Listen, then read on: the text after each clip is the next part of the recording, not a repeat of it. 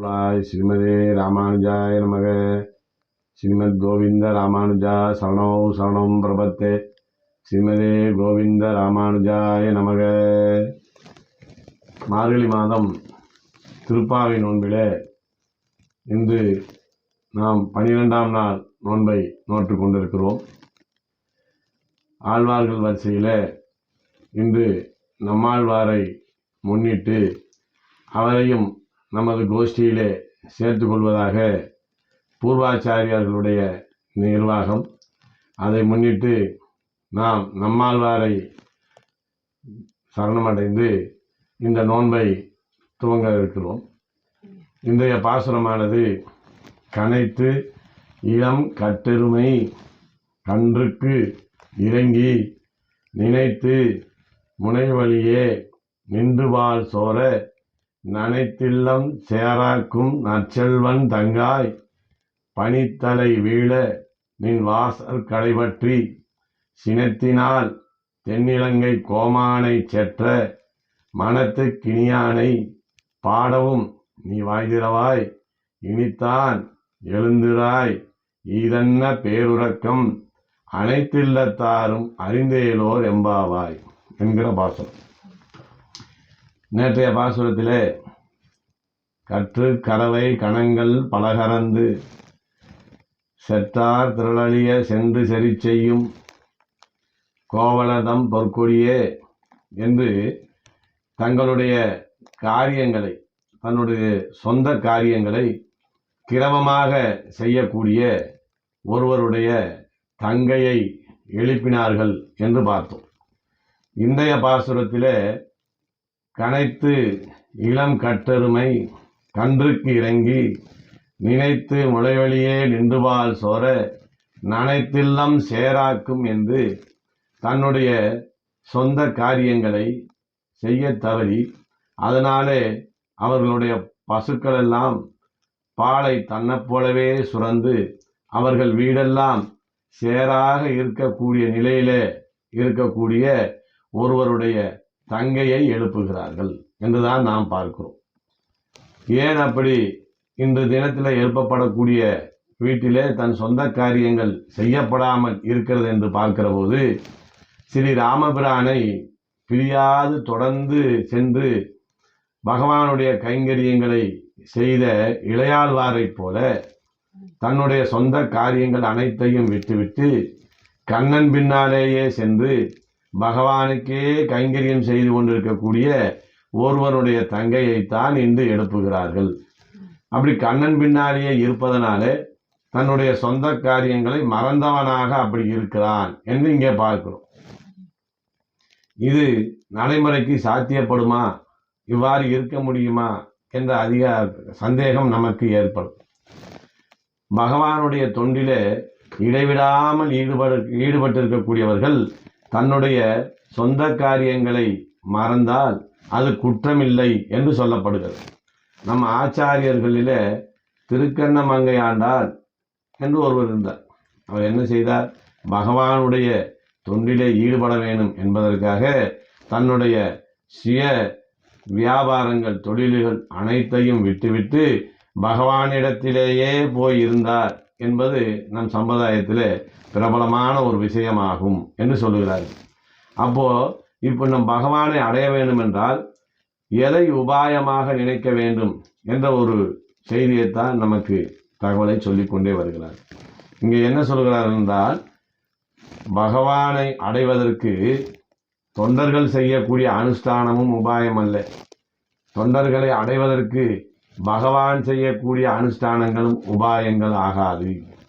பின்ன எது உபாயமாகும் என்று சொன்னால், உபேயத்தை எது பெற்றுத் தருகிறதோ, உபேயம் என்று சொல்லப்படக்கூடிய பகவானுக்கு தொண்டு செய்யக்கூடிய காரியத்தை எது பெற்றுத் தருகிறதோ அதுதான் பகவானை அடையக்கூடிய வழியாக இருக்கும் என்று இங்கே சொல்லியிருக்கிறார்கள். அதனால்தான் இங்கே ரகசிய கிரந்தங்களிலே அழகிய மணவாள பெருமாள் நாயனார் நமக்கு ஒரு செய்தியை சொல்லுகிறார். என்ன சொல்லுகிறார் என்றால், விடச் சொன்னவையும் பற்றச் சொன்னவையும் அல்ல உபாயம், விடுவித்து பற்றுகிறவனே உபாயம் என்று சொல்லப்பட்டிருக்கிறது. நாம் பகவானை அடைவதற்கு விட வேணும், இதெல்லாம் செய்யக்கூடாது என்று சொன்னார்களே அது உபாயம் அல்ல. இதையெல்லாம் செய்ய வேணும் என்று சொன்னார்களே அதுவும் உபாயம் அல்ல. எது உபாயம் என்றால், நம்மிடம் இருக்கக்கூடிய கர்மங்களை விடுவித்து எவன் ஒருவனை நம்மை பட்டுகிறானோ அந்த பரமாத்மாவே நமக்கு உபாயம் என்று சொல்லப்பட்டிருப்பதனால தன்னுடைய சொந்த காரியங்களை மறந்திருப்பது மிகப்பெரிய ஒரு குற்றமாகாது என்கிற தகவலைத்தான் ஆண்டாள் நாச்சியார் இந்த பாசுரத்திலே நமக்கு தெரிவிக்கிறார் என்று பார்க்கிறோம். முதலில் கனைத்து இளம் கற்றெருமை என்று சொல்லுகிறார்.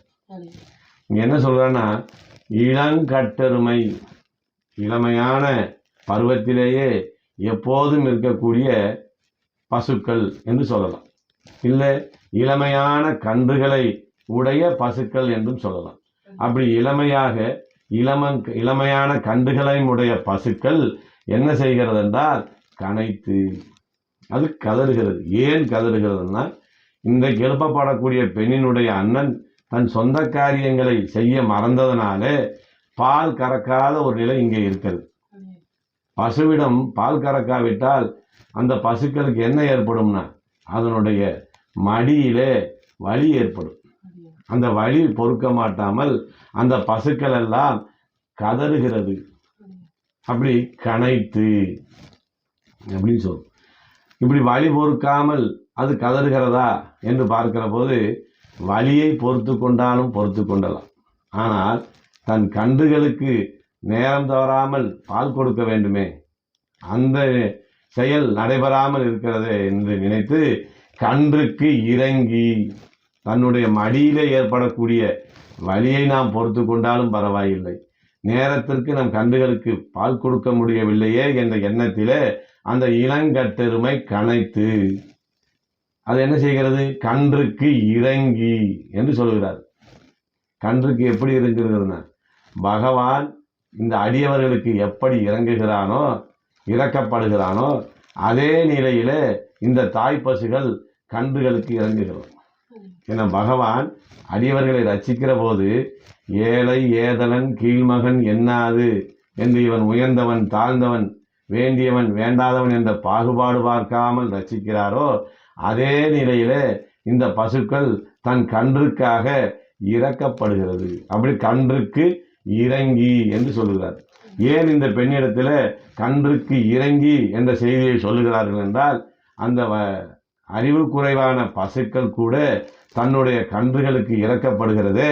உன்னுடைய வாசலிலே வந்து நாங்கள் இப்போ இப்படி தவமாய் கிடக்கிறோமே, நீங்கள் இந்த கோஷ்டியிலே சேர வேண்டும் என்று அந்த பசுவுக்கு இருக்கக்கூடிய இரக்கம் கூட உன்னிடத்தில் இல்லையே, நீ எங்களை இப்படி தவிக்க விடலாமா என்பதை அந்த பெண்ணுக்கு உணர்த்து விதமாக, கன்றுக்கு பால் கொடுக்க முடியாத பசு என்ன பாடுபடுகிறதோ அந்த பாடைத்தான் நாங்கள் இங்கே பட்டு கொண்டிருக்கிறோம் என்று கன்றுக்கு இறங்கி. அப்போ கனைத்து இளம் கட்டெருமை கன்றுக்கு இறங்கி அந்த கன்றுகளுக்கு இறக்கப்பட்டு என்ன செய்கிறது, நின்று பால் சோர நினைத்து பால் சோர என்று வைக்கிறார். நினைத்து பால் சோறுகிறது. அந்த கன்றை நினைத்த மாத்திரத்திலேயே கன்றின் மேலே இருக்கக்கூடிய இரக்கமானது இந்த பசுவுக்கு தன்னை போல பால் சுரக்க வைக்கிறது. பொதுவாக பசுமாட்டிலிருந்து நம்ம பால் கறக்கணும் என்ன செய்வோம், ஒன்றும் பாலை நாம் கறக்க வேண்டும், இல்லை என்றால் கன்றானது பசுனுடைய மடிவிலே வாய் வைத்தால் அங்கே பால் சுரக்கும். இப்போ இந்த பசுக்களுக்கு இரண்டுமே நடக்கவில்லை. கறக்க வேண்டிய அந்த வீட்டினுடைய கருத்தா கறக்கவில்லை, கன்றுகள் கலற்றிவிடப்படவில்லை. ஆனால் அந்த கன்றை நினைத்து தாய் பசு தன்னை போல பாலே சொரிகிறது. அந்த பால் எப்படி சொரிகிறது என்றால், நின்று பால் சோர சொரிந்து கொண்டே இருக்கிறது.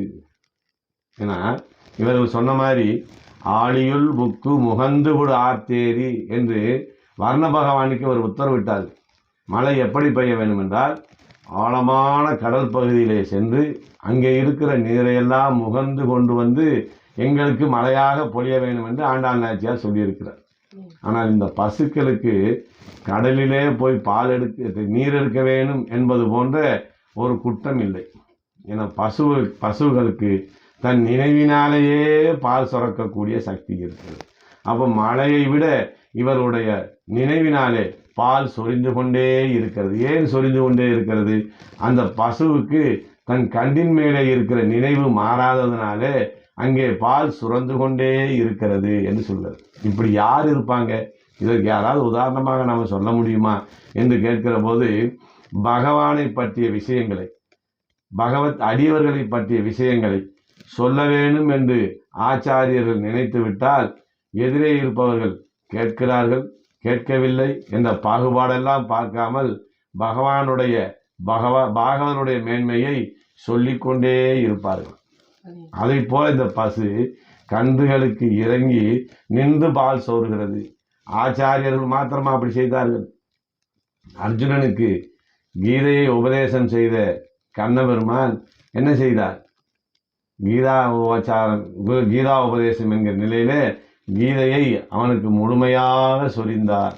அப்போ ஒரு ஆச்சாரியர் நிலையிலேயும் ஒரு கண்ணனுடைய நிலையிலேயும் நின்று இந்த பசுக்கள் பாலை சொரிந்து கொண்டே இருக்கிறது என்று சொல்கிறார். நின்று பால் சோர இந்த பசுக்கள் கூட தன் கன்றை நினைத்து தன்னை போல பால் சொரிகிறதே. நீ அந்த இரக்கம் கூட உன்னிடத்திலே இல்லையா?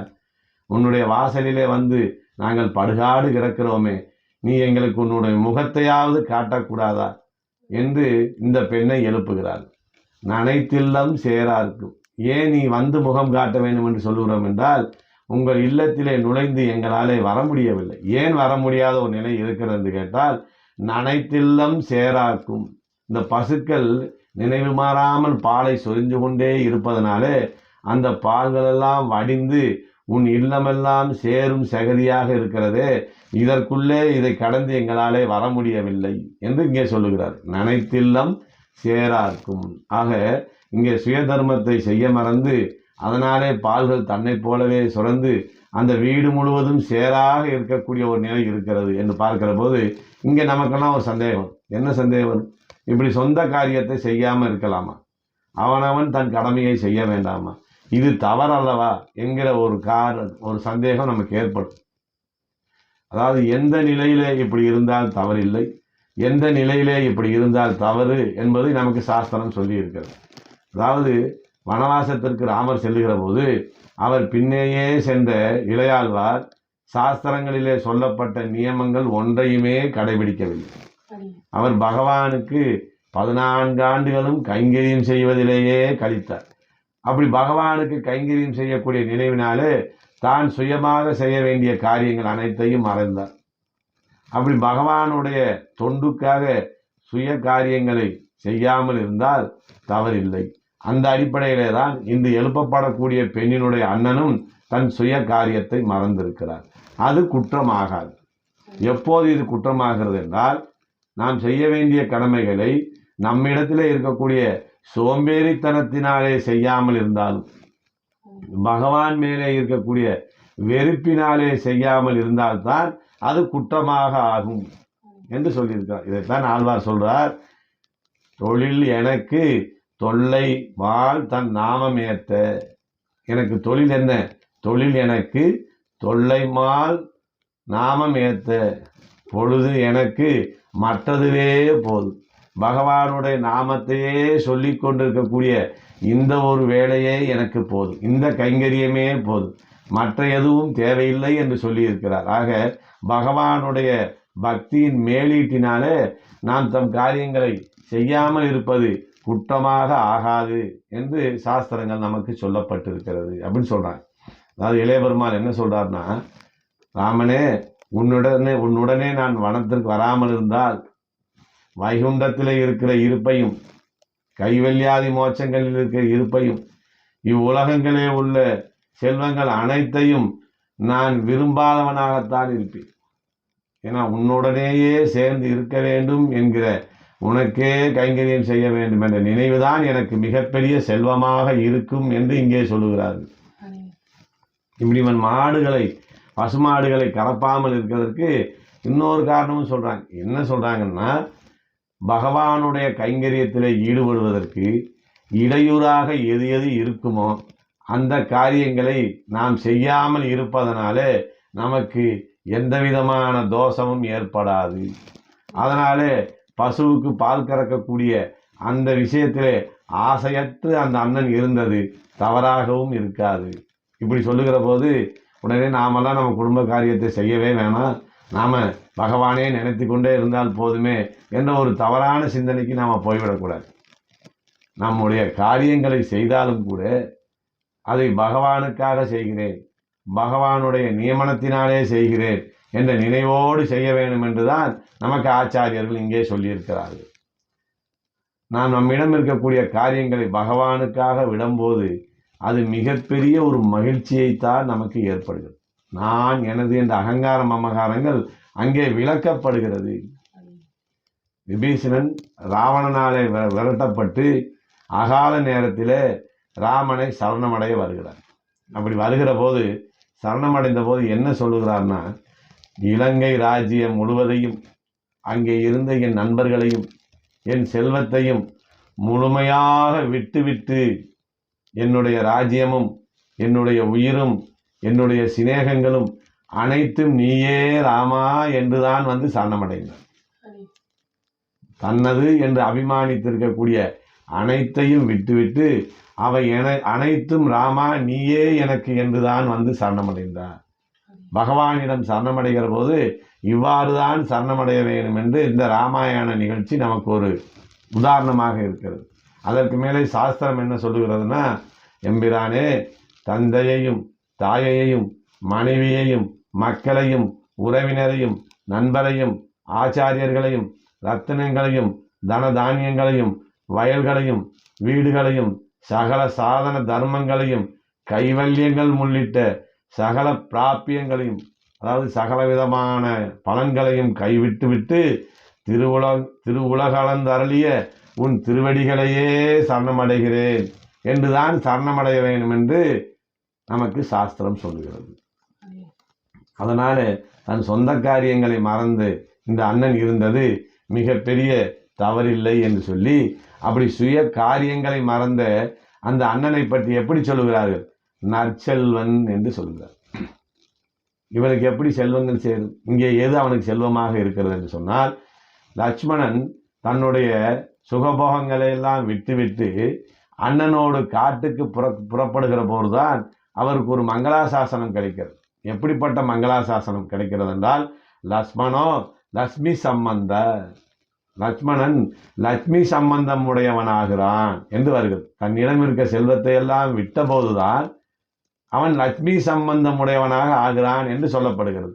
ஏன் இங்கே அவன் லக்ஷ்மி சம்பந்தம் உடையவனாக இருக்கிறான் என்றால், பகவானுக்கு செய்யக்கூடிய மிகப்பெரிய கைங்கரியம் என்கிற ஒரு செல்வத்தை அவன் அடைந்து விட்டதனாலே இப்போதுதான் அவன் முழுமையான செல்வத்தை பெற்றவனாகிறான் என்ற நிலை அங்கே இளையாழ்வாருக்கு ஏற்பட்டது.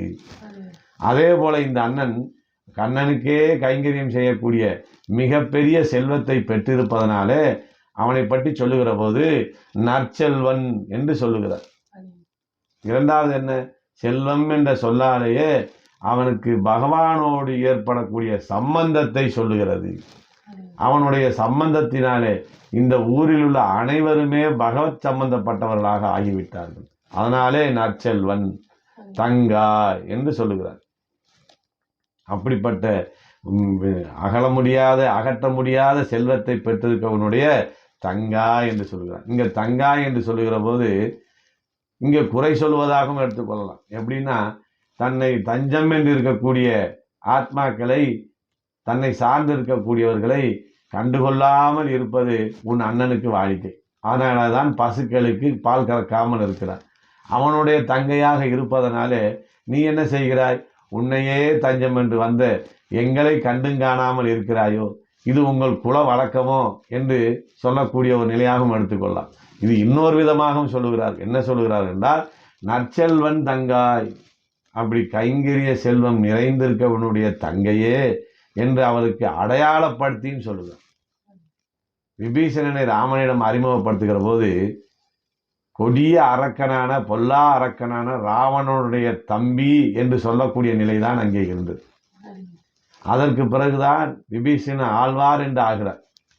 ஆனால் இந்த பெண்ணுக்கு அந்த குறை கூட இல்லையா. கைங்கரியத்திலே சிறந்து விளங்கக்கூடியவனான நற்செல்வம் நிறைந்தவனுடைய தங்கையே என்று அவர்கள் அண்ணனுடைய மேன்மையை சொல்லி இந்த பெண்ணினுடைய பெருமையை சொல்வதாகவும் இங்கே நமக்கு ஆண்டாள் நாச்சியார் தெரிவித்திருக்கிறார். அப்படிப்பட்ட நற்செல்வன் தங்காய். இன்னொரு விஷயம் சொல்றாங்க, கைங்கரியம் செய்வதிலே உங்க குடும்பத்துல எல்லாருக்கும் ஆர்வம் அதிகம். நீங்க எப்படி செய்யணும் தெரியுமா? இலங்கையில சீதா பிராட்டி சிறையிருந்த போது விபீஷனுடைய மகள் திரிசடை பிராட்டிக்கு கைங்கரியம் செய்தார். திரிசடனுடைய தகப்பனாரான விபீஷண ஆழ்வார் என்ன செய்தார்?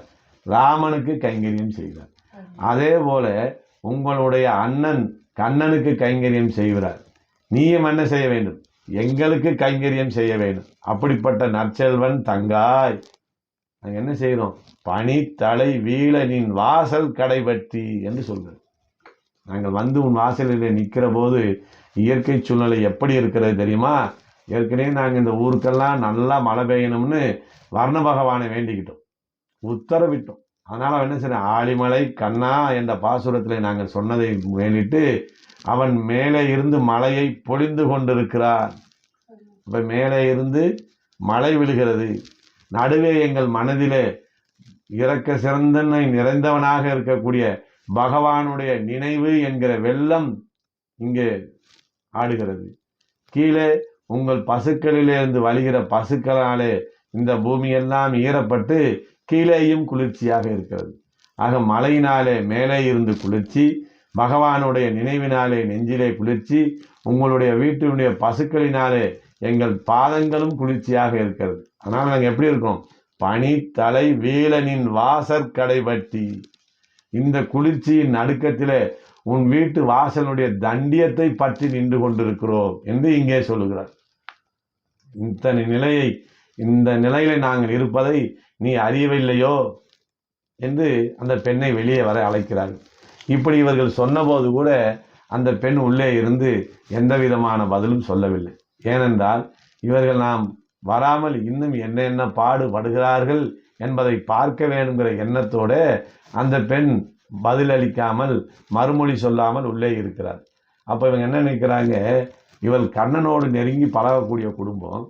கண்ணனோட பழகியதுனால கண்ணனுக்கு ஒரு குணம் இருக்கு. என்ன குணம் இருக்குன்னா, ஆயர்பாடியில் இருக்க பெண்களிடம் தீம்பு செய்வது, அவர்களை அள வைத்து வேடிக்கை பார்ப்பது, இந்த ஒரு குணம் இருப்பதனாலே இப்போது இந்த பெண்ணும் என்ன செய்கிறார்? நம்மிடம் குறும்பு செய்து நம்மை அள வைத்து பார்க்க வேண்டிய நிலை கண்ணனுடைய பழக்கத்தினால இவளுக்கும் ஏற்பட்டிருக்கும் என்று நினைத்து நம்ம இனிமேல் கண்ணனை பாடக்கூடாது. ஏன் பாடக்கூடாது? அவன் பெண்களுக்கு தொந்தரவு கொடுக்கக்கூடியவனாக அள வைத்து பார்ப்பவனாக இருப்பதனால அவனை பற்றி பாடாமல் பெண்களுக்காக படாத பாடுபட்டு அவர்களுக்கு தஞ்சமாக இருக்கக்கூடிய ராமனை பற்றி நாம் இங்கே சொல்லுவோம். அதை கேட்டாவது இவள் எழுந்து வருவாளா என்று ராமபிரானுடைய மேன்மையை பற்றி இன்னும் சொல்ல போகிறார்கள். இதுதான் இங்கே செய்தி. அப்படி என்ன சொல்றாங்க? ராமபிரான் எப்படிப்பட்டவனாக இருக்கிறான் என்றால், ராமன் பிறர் படக்கூடிய துன்பத்தை கண்டு இறங்கக்கூடியவனாக இருப்பான். அதிலே பெண்கள் துன்பப்படுகிறார்கள் என்றால் அவர்களுக்கு நாம் உதவி செய்தே ஆக வேண்டும் என்று இருக்கக்கூடிய நிலையிலே இருப்பான். அதனால தான் பிராட்டி சிறைப்பட்ட போது உண்ணாது உறங்காது ஒளிகடலை ஊடறுத்து பெண்ணாக்கை ஆப்புண்டு, கடக்க முடியாத கடலை கூட கடந்து சென்று நாம் சீதா பிராட்டியை மீட்க வேண்டும் என்று அந்த பெண்ணுக்காக படாத பாடுபட்டானே. அப்படி அந்த பிராட்டியை பிரிந்த ராமனுடைய நிலைமை எப்படி இருந்ததுன்னா, பிராட்டியை பிரிந்து பெருமாள் எப்போதும் தூக்கமட்டு இருந்தார். அவர் சீதா பிராட்டியை பிரிந்த பிறகு உறங்கவே இல்லை என்று சொல்லப்பட்டார்களே. அப்படிப்பட்ட சக்கரவர்த்தி திருமகனான ராமனை பற்றி நாம் பாடுவோம் என்று நினைக்கிறார். அப்படிப்பட்ட நிலையில் என்ன சொல்றாங்க? ராமனை பற்றி சொல்லுகிற போது அவனுடைய அடையாளமாக முதலிலே சினத்தினால் என்று சொல்லுகிறார். என்ன இது பொருந்தாத ஒரு வார்த்தையாக இருக்கிறது என்ற ஒரு சந்தேகம் நமக்கு ஏற்படும். ஏன்னா ராமன் எப்படிப்பட்டவன் என்றால், ராமனை நேரடியாக நிந்தித்தால் கூட அவன் கோபப்படாதவனாகத்தானே இருப்பான் என்று தானே கேள்விப்பட்டிருக்கிறோம்.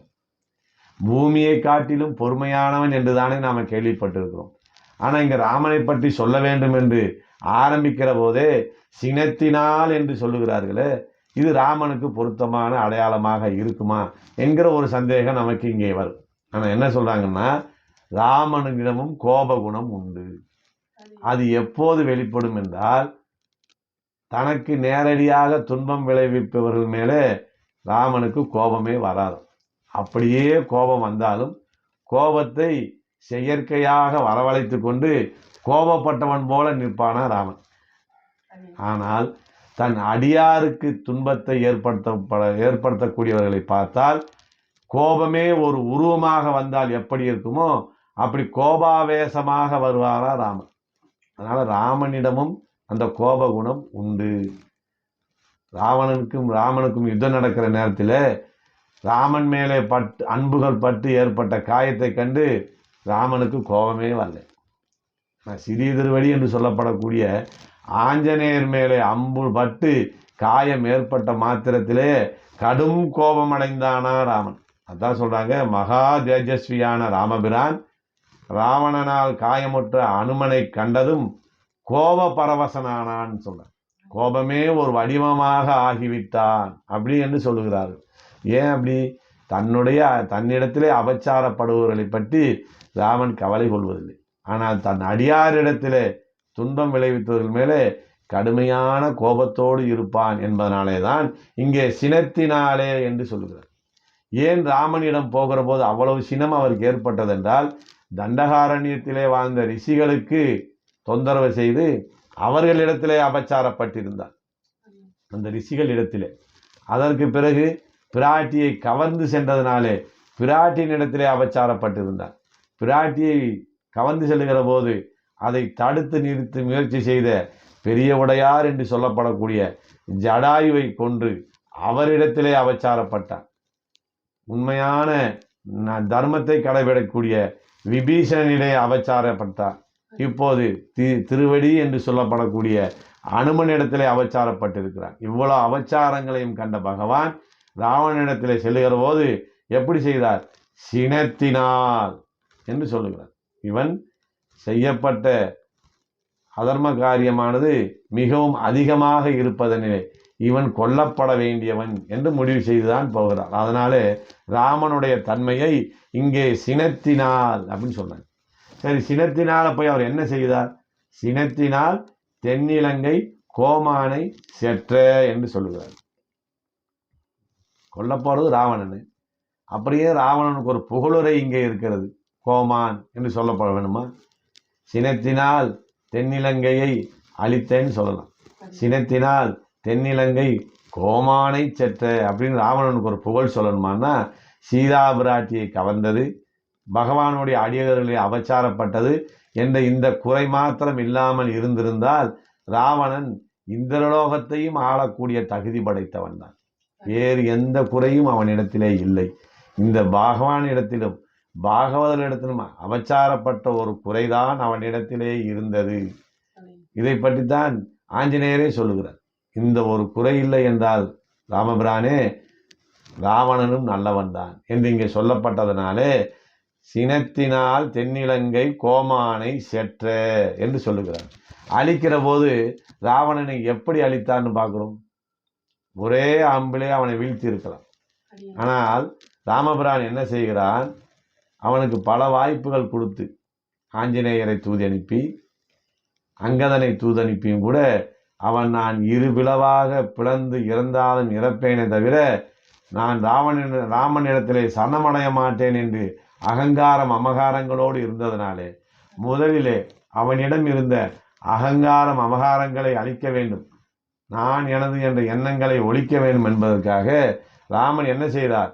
முதலிலே அவனுடைய படையை அழித்து புத்திர பௌத்திராதிகளை அழித்து தேரை சாய்த்து ஆயுதங்களை முறித்து அதற்கு மேலே இன்று போய் நாளை வா என்ற வாய்ப்பையும் கொடுத்து இவனிடத்திலே நான் எனதுங்கிற அகங்காரத்தை எல்லாம் முதலிலே அழித்து அதன் பின்னே தான் ராவணனை சம்ஹாரம் செய்கிறார் ராமபிரான் என்று நாம் பார்க்கிறோம். அப்போ சினத்தினாலே தென்னிலங்கை கோமானை செற்ற மனத்துக்கினியானை, அப்படிப்பட்ட மனத்துக்கு இனியவனான ராமனை பாட வேண்டும். எப்படி இங்கே ராமன் நமக்கு மனத்துக்கு இனியவனாக இருக்கிறான்னா, இங்கே கண்ணனுக்கும் ராமனுக்கும் உள்ள வித்தியாசத்தை ஒப்பிட்டு சொல்லுகிறார் ஆண்டாள் நாச்சியார். என்ன சொல்றாருன்னா, யசோதையினிடத்திலே கண்ணனை பற்றி சொல்லுகிற போது ஆயர்பாடியில் இருக்கிற பெண்கள் எப்படி குறை சொல்லுகிறார்கள் என்றால், வெற்ற வெறிதே பெற்ற தாய் பேயாக வளர்த்தாளே, கண்ணனை ஒரு பேயாக வளர்த்தாளே என்று யசோதையை குறை சொல்லுகிறார். அஞ்சரவு பால் அசோதை ஆனாட விட்டிருக்கும் வஞ்சக பேச்சு பாலுண்ட மகமை ஈலி, பேய்கிட்ட போய் பால் குடிக்கிற ஒரு பிள்ளையை பெற்றாலே யசோதை நங்காய் உன் மகனை கூவாய், உன் மகன் செய்கிற சேட்டை எங்களால் தாங்க முடியல, உன் பிள்ளையை நீ கூப்பிடு என்று சொல்லக்கூடிய அளவில் தீம்புகள் நிறைந்தவனாக அங்கே கண்ணன் இருக்கிறான். ஆனால் ராமன் அப்படிப்பட்டவன் இல்லை. எப்படி இருக்கிறான்னா, பெண்ணாக பிறந்தவர்களுக்காக படாத பாடு படக்கூடியவனாக இருக்கிறான். அதனால கண்ணனை விட ராமன் நமக்கு எப்படி இருக்கிறான்னா, நம் நெஞ்சத்துக்கு தென்றல் போலவும் நிலவு போலவும் சந்தனம் போலவும் இனிமையாக இருக்கக்கூடியவன் ராமன் என்பதனாலே இங்கே என்ன சொல்றார், மனத்துக்கு இனியானை என்று சொல்லுகிறார். அதற்கு மாத்திரம் இல்லை, கண்ணன் என்ன செய்வாராம், பெண்களை தீம்பு செய்வதற்காக ரொம்பவும் கஷ்டப்படுத்துவார். கஷ்டப்படுத்தி அவர்கள் அழுகிற போது ஐயோ அவர்களை கஷ்டப்படுத்திட்டோமே அப்படின்னு சமாதானம் சொல்ல மாட்டார்.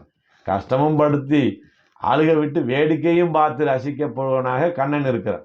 ஆனால் ராமன் எப்படி இருக்கிறான் என்றால், எதிரிகளை அழித்து விட்டு கூட எதிரியை நாம் இப்படி அழித்து விட்டோமே என்று அந்த எதிரியை நினைத்தும் கூட கண்ணீர் விடக்கூடியவனாக ராமன் இருப்பதனாலே அவன் என்ன செய்கிறான், நமக்கு மனத்துக்கினியவனாக மகா குணவானாக இருக்கிறான் என்று சொல்லுகிறார். மேலும் என்ன சொல்றாங்க, மனத்துக்கு இனியானை என்று சொல்லுகிறார். என்ன சொல்றாங்கன்னா, நாங்கள் இப்போ என்ன செஞ்சிருக்கிறோம், கண்ணன் நாமமே குளறிக்கொண்டீர் என்று கண்ணனுடைய நாமத்தை சொல்லியா நாங்கள் இங்கே வந்து நிற்கிறோம். கண்ணன் எப்படிப்பட்டவன் தெரியுமா, தன் காரியத்துக்காக நம்மளை பயன்படுத்துவார். அப்படி தன் காரியத்துக்காக நம்மளை பயன்படுத்தி அவர் காரியம் முடிஞ்ச பிறகு என்ன செய்வார் தெரியுமா, உங்களுக்கான காரியத்தை எல்லாம் நான் செய்து விட்டேன் அல்லவா, உங்களுக்கெல்லாம் சந்தோஷம்ட்டு போயிடுவார். ஆனால் நடந்தது யாருடைய காரியம், அவருடைய காரியம். ஆனால் ராமன் அப்படிப்பட்டவன் இல்லை. ராமன் எப்படிப்பட்டவன் தெரியுமா, நமக்கான காரியத்தை செய்துவிட்டு கூட அவன் தன் காரியத்தை செய்ததாக மகிழ்ச்சியோடு செல்லக்கூடியவனாக இருப்பதனாலே அவன் மனத்துக்கினியவனாக இருக்கிறான். கண்ணனால பெற்ற தாய்க்கே ஒரு அவப்பேர். என்ன பேர், பெற்ற தாய் வேம்பேயாக வளர்த்தாளே என்று அவனுடைய தாய்க்கும் பழியை சேர்த்து கொடுத்தவன் கண்ணன். ராமன் எப்படிப்பட்டவன் என்றதான், ராமனை எழுப்புகிற போது கௌசல்யா சுப்ரஜா என்று சொல்லி தாயை மேன்மைப்படுத்தி எழுப்பக்கூடிய நிலையிலே ராமன் இருக்கிறான் என்பதனாலே பெற்ற வயிறுக்கு பட்டம் கட்டியவன் ராமன். அதனாலே அவன் மனத்துக்கினியாகனாக இருக்கிறான். அப்படிப்பட்ட மனத்துக்கினியானை பாடவும் நீ வாய்திரவாய். அவனை பற்றி நாங்கள் பாடுகிறோம், எங்களிடத்தில் இருக்கிற குற்றத்தை எல்லாம் கூட மறந்து உன்னுடைய மேன்மை வெளிப்படுவதற்காகவாவது ராமனை பற்றி நாங்கள் பாடுவதனாலே நீ வாய்திரவா என்று கேட்கிறார். நீ எங்களுக்கு வந்து காட்சி கூட கொடுக்க வேண்டாம், உன்னுடைய குரலையாவது நாங்கள் கேட்டுக்கொள்கிறோமே, வாய்திரவா என்று கேட்கிறார். அப்போதும் பதில் இல்லை. நாங்கள் ராமனை பற்றி பாடிய பிறகும் நீ இப்படி எழாமல் இருப்பது மிகவும் தவறு, இனித்தான் எழுந்திராய், இனியாவது நீ எந்திரித்து வர வேண்டும் என்று இங்கே கேட்கிறார். எங்களுடைய நன்மைக்காக நீ வர வேண்டும் சொல்லலை, எங்களை ரட்சிப்பதனாலே உனக்கு ஏற்படக்கூடிய அந்த பெருமையினாலேயாவது நீ எழுந்து வர வேண்டும் என்று கேட்கிறார்கள். அதற்கும் உள்ளே இருந்து பதில் இல்லை. அப்ப கேட்குறாங்க, ஈதென்ன பேருறக்கம், இப்படி ஒரு உறக்கமா உனக்கு, நாங்கள் இவ்வளவு சொல்லியும் எழ முடியாத அளவில் என்ன உறக்கம். பகவான் உறக்கத்திலிருந்து விழிக்கிற போது பிறர் பொருட்டு உணர்கிறார், அடுத்தவர்களை ரட்சிக்க வேண்டுமே என்பதற்காக உணர்கிறார். சாதாரண சம்சாரிகள் என்ன செய்கிறார்கள், தன்னை காப்பாற்றிக் கொள்வதற்காக விழித்து எழுகிறார்கள். நீ என்ன செய்யணும், அதுவும் வேணாம் இதுவும் வேணாம், எங்களை காப்பதற்காகவாக நீ எழுந்து வர வேணுமே. இப்படி நாங்கள் புலம்புகிற இந்த கூக்குரல் உன்னுடைய செவியிலே படவில்லையா என்று கேட்கிறார். நீ பகவானுடைய பக்தை அல்லையா, பகவான் எப்படிப்பட்டவன், ஆதி மூலமே என்று கஜேந்திர ஆழ்வான் அபய குரல் எழுப்பிய போது அவனுக்கு என்ன ஆபத்து ஏற்பட்டதோ என்று தலைகுறைய அறைகுலைய ஓடி வந்து ரட்சித்தவன் இல்லையா. அப்படி போகிற போது அடியவர்களை ரட்சிப்பதற்காக இப்படி அரைகுலைய தலைகுலைய ஓடுகிறாரே என்று பகவானை பார்த்து வணங்கக்கூடியவர்கள் இருக்கிற இந்த உலகம் அல்லவா? அப்படி பகவான் ஆபத்திலே உதவுவதற்கு எவ்வளவு விரைவாக போவானோ, அவனுடைய பக்தியாக இருந்தும் நீ இப்படி எங்களை கண்டுகொள்ளாமல் இருப்பது தவறில்லையா? நீ ஏன் என்ன வராமல் இருக்க? அப்போ எங்களுக்கு ஒரு சந்தேகம் வருது. ஏன்னா உனக்கு ஒரு பெருமை வேண்டும் போல இருக்கிறது. இந்த ஊரிலே நடக்கக்கூடிய திருப்பாவை கோஷ்டியிலே நான் தான் முதன்மையானவள் என்ற எண்ணம் உனக்கு இருக்கிறது போது, அது இந்த ஊராருக்கெல்லாம் தெரிவதற்காக எல்லோரும் நம்ம வீட்டு வாசலிலே வந்து எழுப்புவதை எல்லோரும் அறிந்து கொள்ள வேண்டும் என்கிற எண்ணம் உனக்கு இருக்கும் போல் இருக்கிறதே. அப்படி ஒரு எண்ணம் இருந்தால் அதுவும் உனக்கு இங்கே நிறைவேறிவிட்டது. எப்படி? அனைத்து இல்லத்தாரும் அறிந்தேலோர் எம்பாவாய். உன்னை வந்து நாங்கள் எழுப்பக்கூடிய இந்த ஓசையை இந்த ஊரில் உள்ள அனைவரும் கேட்டுவிட்டார்கள். அந்த பெருமையும் உனக்கு கிடைத்து விட்டது. அதனாலே நீ வர வேண்டும். இன்னொரு என்ன உனக்கு இருக்கலாம், நம்மளை தவிர பகவானை முழுமையாக அனுபவிக்கக்கூடிய ஞானமுள்ளவர்கள் இந்த ஊரிலே யார் இருக்கிறார்கள்? நம்மளை தவிர யார் பாகவதர்கள் இருக்கிறார்கள் என்ற எண்ணத்தோடு கூட நீ எப்படி இருக்கலாம்? அதுவும் தவறு. உன்னுடைய கைங்கரியத்தினாலே, உன்னுடைய அண்ணனுடைய கைங்கரியத்தினாலே இந்த ஊரில் உள்ள அனைவர்களுமே பாகவதர்கள் ஆகிவிட்டதுனாலே நீ அந்த நினைவோடாவது எங்களோடு வந்து கலந்து கொள்ள வேண்டும் என்று கேட்கலாம். அதனாலே நீ எழுந்து வந்து எங்களோடு சேருவதிலே எந்த குறையும் இல்லை பெண்ணே. நீ எழுந்து வந்து எங்களோடு கலந்து கொண்டு இந்த திருப்பாவை நோன்பை நிறைவு செய்து தர வேண்டுமாய் கேட்டுக்கொள்கிறோம் என்று ஆண்டாள் நாச்சியார் இந்த பாசுரத்திலே தெரிவித்திருக்கிறாள் என்று சொல்லி நிறைவு செய்கிறேன். ஸ்ரீமதே ராமானுஜாய நமக.